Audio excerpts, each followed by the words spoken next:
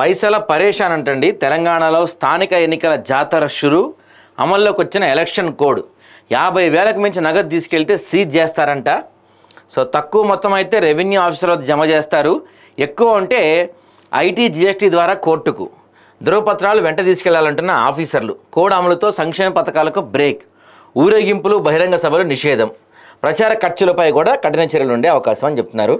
ఈ ప్రచార ఖర్చులపై కఠిన చర్యలు ఉండేవి పెద్దగా అంతగా ఏమీ ఎప్పుడు జరిగినట్టు కనపడలేదు. కానీ ఈ క్యాష్ క్యారీ మాత్రం కొంచెం ఇబ్బందే.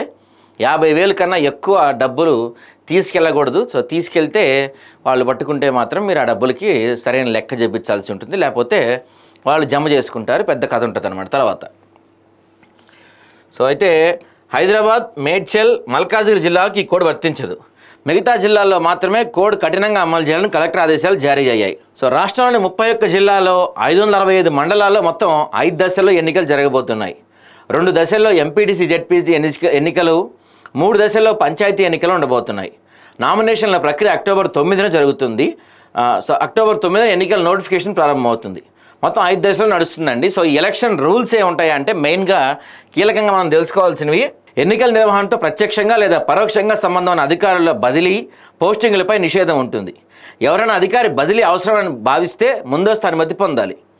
తర్వాత క్రౌడెడ్ ప్రాంతాల్లో లౌడ్ స్పీకర్లు వినియోగించరాదు. ఊరేగింపులు, బహిరంగ సభలు జరగరాదు. మంత్రులు, ఇతర అధికారులు కొత్త పథకాలు లేదా ప్రాజెక్టులు ఎలాంటివి కూడా కొత్త ఎనర్జీ, ఎందుకంటే ఓటర్లని ప్రభావితం చేసేలాగా ఎటువంటి కొత్త స్కీములు కానీ, కొత్త పథకాలు కానీ, నగదు బదిలీ పథకాలు లాంటివి కానీ, డబ్బులు ఇచ్చే స్కీములు కానీ ఇట్లాంటివి ఏవి చేయకూడదు అనమాట. ఇక మంత్రులు, అధికార యంత్రాంగాన్ని, వాహనాలను వినియోగించకూడదు. ఎవరైనా అధికారి, సిబ్బంది మంత్రిని కలిస్తే తెలంగాణ పంచాయతీరాజ్ చట్టం 2018 సెక్షన్ 218లో పేర్కొన్న విధంగా సర్వీస్ నిబంధనలు ఉల్లంఘించినట్టు భావించి క్రమశిక్షణ చర్యలు తీసుకోవాలి. ఎన్నికలు ప్రకటించిన సమయం నుంచి మంత్రులు, ఇతర అధికారుల విచక్షణ అధికారుల నుంచి అంటే గ్రాంట్లు, చెల్లింపులు చేయకూడదు. గృహ నిర్మాణం పథకం మంజూరై పని ప్రారంభిస్తే లబ్ధిదారుల నిబంధనల ప్రకారం సాయం అందాలి. ఎన్నికలు పూర్తయ్యే వరకు కొత్తవి కూడా చేయకూడదు. దాంతోపాటుగా కొత్త ఉపాధి హామీ కానీ కొత్తవి ఏమీ చేయకూడదు. ఇక కరువు, వరద, తెగుళ్ళు, ఇతర ప్రకృతి వైపరీత్యాలు సంభవిస్తే మాత్రం బాధిత ప్రజలకు సహాయాన్ని ఎలక్షన్ కమిషన్ అనుమతితో తీసుకోవాలన్నమాట. సో ఇవన్నీ అధికారులకి, మంత్రులకి. మరి సామాన్యులకు కూడా ఎలక్షన్ కమిషన్ ఎలక్షన్ కోడ్ వచ్చిన దగ్గర నుంచి ఎలాంటి నియమాలు ఉంటాయి, సామాన్యులు ఏమేమి పాటించాలి అంటే, ఎన్నికల సందర్భంగా అక్రమ నగదు రవాణా అరికట్టేందుకు కఠిన నిబంధనలు అమలు చేస్తారు. మంగళవారం నుంచి బస్సుల్లోనూ పోలీసులు తనిఖీలు చేపట్టారు. సోమవారం నుంచి ఎన్నికల కోడ్ ముగిసే వరకు ఒక వ్యక్తి 50,000 మాత్రమే క్యారీ చేయాల్సి ఉంటుంది. 50,000 కన్నా ₹1 కూడా ఎక్స్ట్రా తీసుకెళ్ళకూడదు అనమాట. ఎన్నికల కమిషన్ సూచించిన దానికంటే ₹1 ఎక్కువ ఉన్నా, సరైన పత్రాలు లేకపోతే ఆ నగదు అధికారులు సీజ్ చేస్తారు. ఎక్కువ మొత్తంలో నగదు దొరికితే ఎన్నికల అధికారులు ఐటీ, జీఎస్టీ అధికారులకు సమాచారం అందించి ఆ డబ్బును కోర్టులో జమ చేస్తారు.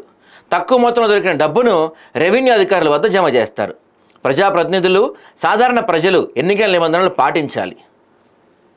తర్వాత అత్యవసర వైద్యం అంటే డబ్బులు ఒకవేళ కంపల్సరీ తప్పదు, పెద్ద మొత్తంలో తీసుకెళ్లాల్సి ఉంది, ఏం చేయలేని పరిస్థితి అంటే దేనికి ఎగ్జామ్షన్ ఇస్తారు అంటే అత్యవసర వైద్యం అంటే ఎమర్జెన్సీ హెల్త్, వాటిల్లో స్కూలు, కాలేజీ ఫీజులు, పెళ్ళిళ్ళు ఇలాంటి వాటికి ఇస్తారు.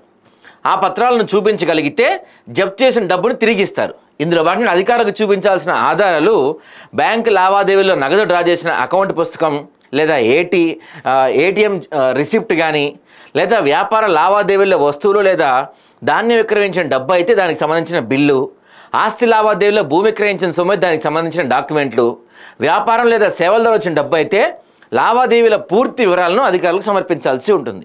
ఇలా మీరు వివరాలు సమర్పించడంలో ఫెయిల్ అయితే మాత్రం ఖచ్చితంగా ఆ డబ్బుని జప్తు చేసేస్తారు.